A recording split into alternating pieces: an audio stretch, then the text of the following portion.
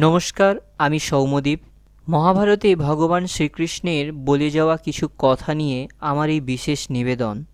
আজ সম্পর্ক নিয়ে ভগবান শ্রীকৃষ্ণ যে গুরুত্বপূর্ণ কথাগুলো বলে গিয়েছিলেন সেগুলোই আপনাদের কাছে বিশ্লেষণ করছি। মন দিয়ে শুনবেন।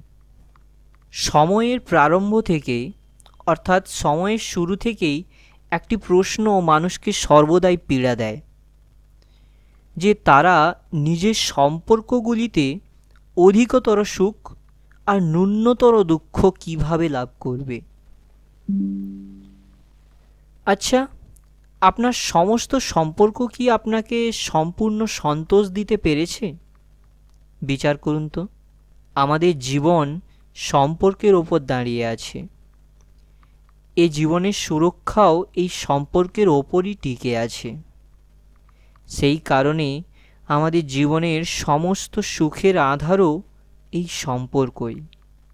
কিন্তু তবুও আমাদের সম্পর্কগুলি থেকেই বেশিরভাগ দুঃখের জন্ম হয় কেন? সর্বদা সংঘর্ষ এই সম্পর্কগুলি থেকেই কেন উৎপন্ন হয়? কখনো বিচার করেছেন? যখন কোনো ব্যক্তি অন্য ব্যক্তির চিন্তাধারাকে স্বীকার করে না, অন্য ব্যক্তির কার্যকে স্বীকার করে না, তার ভেতরে কোনো পরিবর্তন আনার প্রচেষ্টা করে, তখন সংঘর্ষের জন্ম হয়। অর্থাৎ যত অধিক অস্বীকার তত অধিক সংঘর্ষ, আর যত অধিক গ্রহণ ক্ষমতা ততই অধিক সুখ। এটা বাস্তব নয়?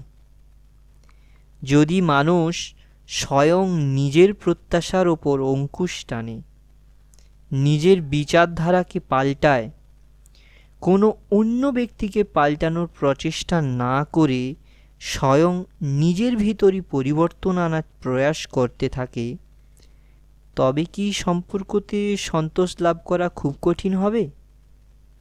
অর্থাৎ স্বীকার করে নেওয়াই কি সম্পর্কের বাস্তবিক অর্থ নয়? স্বয়ং বিচার করুন তো।